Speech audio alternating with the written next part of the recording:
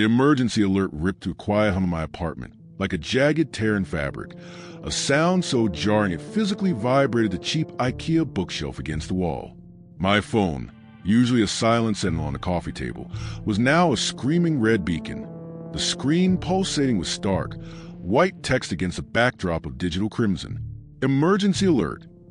Incoming object identified as non-terrestrial. Impact expected near Denver in 47 minutes and 13 seconds. Seek immediate shelter.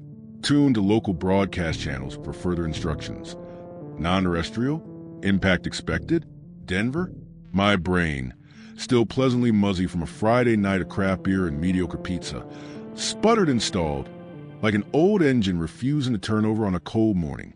I blinked, rubbed the sleep crust on the corners of my eyes, and stared at the phone again, half expecting the message to have morphed into something less apocalyptic. Nope, still there, staring back at me with digital indifference.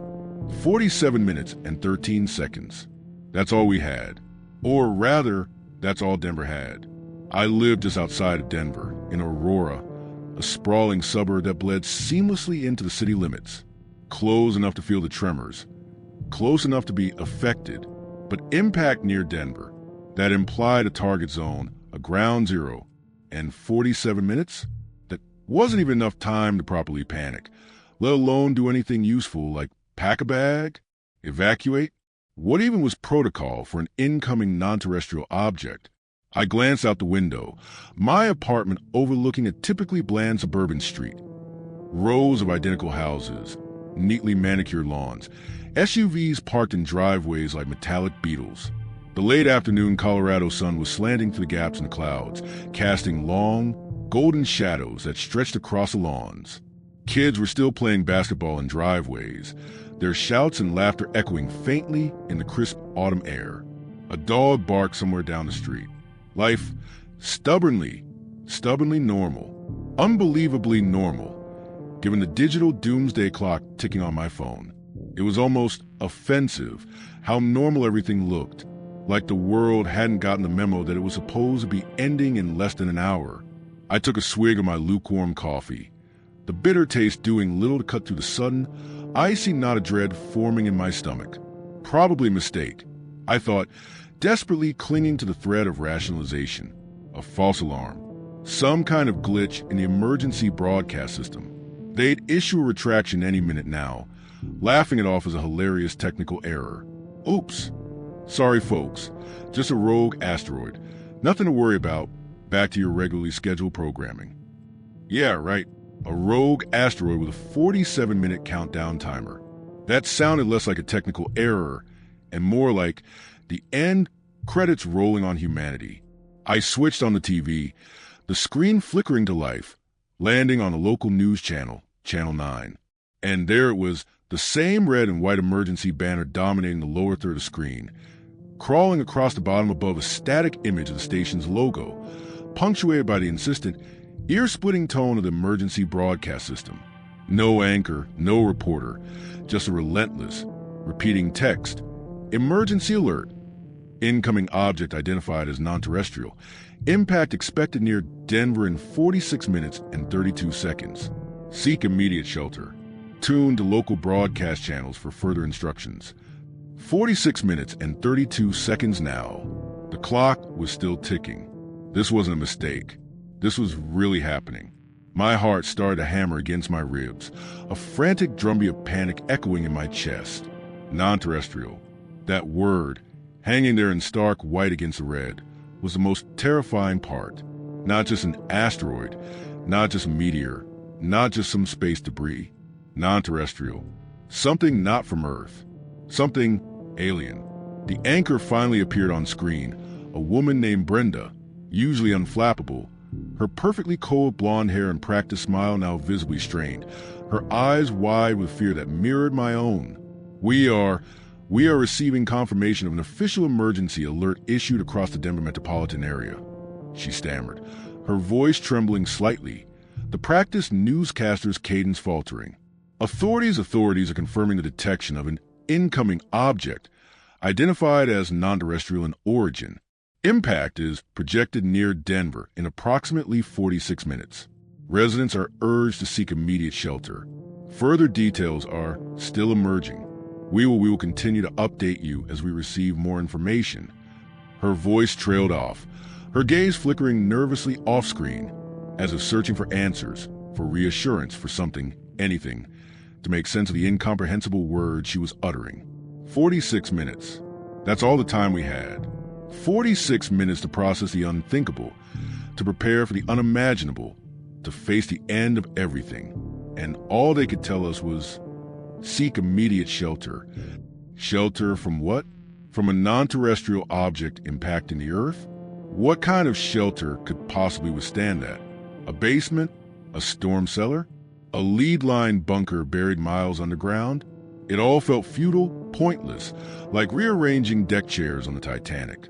I grabbed my phone again, my fingers clumsy and shaking, fumbling to unlock the screen, desperate for some kind of information, some explanation, some hope. Social media was predictably exploding. Hashtag Denver Impact, hashtag Non-Terrestrial, hashtag End of Days. The hashtag were trending, and the posts were coming in a chaotic torrent of panic, disbelief, and increasingly hysterical speculation. Screenshots of the emergency alert were everywhere, interspersed with frantic questions, terrified pronouncements, and inevitable jokes, mostly dark humor, gallows humor, the kind of humor people use when faced with the utterly incomprehensible. People were posting videos of the sky, grainy, shaky phone footage, desperately searching for something, anything, a streak of light, a shadow in the clouds, some visual confirmation of the impending doom. But the sky remained stubbornly, infuriatingly normal, blue, with puffy white clouds drifting lazily across the horizon. The kind of sky you'd see on a postcard, not the sky above a city about to be obliterated by an alien object. And then I saw it, a tweet buried deep in the chaotic stream, from an account claiming to be an astrophysicist at some university I'd never heard of. It's not an asteroid. It read, stark and chillingly direct. It's not a meteor. It's artificial. It's decelerating. It's targeting us. Artificial? Decelerating? Targeting us? That took the fear to a whole new level. It wasn't just a random cosmic accident. It wasn't just bad luck. It was deliberate, intentional. We were being targeted by something not from Earth, something intelligent, something hostile. 45 minutes. The countdown timer on my phone ticked down relentlessly, each second a hammer blow against my sanity. 45 minutes to live. 45 minutes to process the fact that humanity's story was about to end, not with a bang, but with a non-terrestrial object impacting Denver. And seek immediate shelter was the best they could come up with? It was insulting, pathetic, utterly, hopelessly inadequate. I went to the window again, my gaze drawn upwards, despite the utter futility of it, despite the primal fear of seeing something. The sky was still blue, still deceptively normal. But now, there was a subtle shift in the atmosphere, a sense of tension, like the air itself was holding its breath, waiting for something to happen. And then I saw it, faint at first, almost imperceptible, but definitely there, high above the horizon, a tiny speck of light, brighter than a star, but moving slowly, deliberately, downwards toward the Earth, towards Denver, towards me. The speck of light grew larger, brighter, as I watched, hypnotized, unable to tear my gaze away. It was no longer just a speck. It was a shape, indistinct at first, blurred by distance and atmospheric haze, but gradually resolving, sharpening, becoming defined. And the shape, it wasn't natural. It wasn't random. It wasn't like anything I had ever seen before. It was geometric, angular, symmetrical, like something constructed, like something designed. And it was huge, impossibly huge, dwarfing the clouds, dominating the sky, growing larger with every passing second, hurtling towards us with silent, inexorable speed. 42 minutes. The countdown timer mocked me from my phone screen, a relentless digital reminder of the dwindling time, the approaching doom. 42 minutes to live, and I was standing here, gaping at the sky, watching the alien object descend upon us like some vengeful god, some cosmic executioner. I stumbled back on the window, my legs suddenly weak, my breath catching in my throat. Shelter. I needed shelter.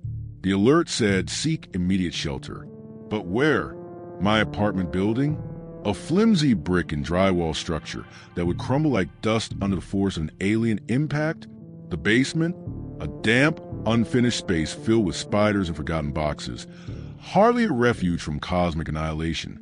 It was all pointless. Futile. But the instinct to survive, the primal urge to seek shelter, to hide from danger, was too strong to resist. I started to move frantically, adrenaline surging through my veins, overriding the paralyzing fear, replacing it with desperate, almost frantic energy. I grabbed blankets, pillows, anything soft and cushioning, dragging them into the small, windowless bathroom, the most interior room in my apartment, the closest thing to a shelter I could improvise in 41 minutes. I crammed myself into the tiny space, wedging myself between the toilet and the bathtub, piling blankets around me, try to create a makeshift cocoon protection, a pathetic shield against the unimaginable forces about to be unleashed. 40 minutes. The countdown timer ticked down, each second an eternity, each tick echoing in the suffocating silence of the bathroom, punctuated by the frantic pounding of my own heart. 40 minutes to live, and I was huddled in a bathroom, surrounded by towels and toilet paper, waiting for the end. It was absurd, ludicrous, tragically, hilariously pathetic, but it was all I could do, all any of us could do. Wait, and hope. Hope for what? For a miracle? For a last-minute reprieve? For some deus ex machina to swoop in and save us from ourselves, from the vast, indifferent cosmos, from the consequences of whatever we had done to deserve this. 30 minutes. The news on the TV, still faintly audible through the bathroom door, had descended into chaos. Brenda's voice, now barely recognizable, was a frantic, garbled mess of panic pronouncements, interspersed with static and the increasingly insistent blare of the emergency broadcast system. Reports were flooding in from all over Denver, from all over Colorado, from all over the world.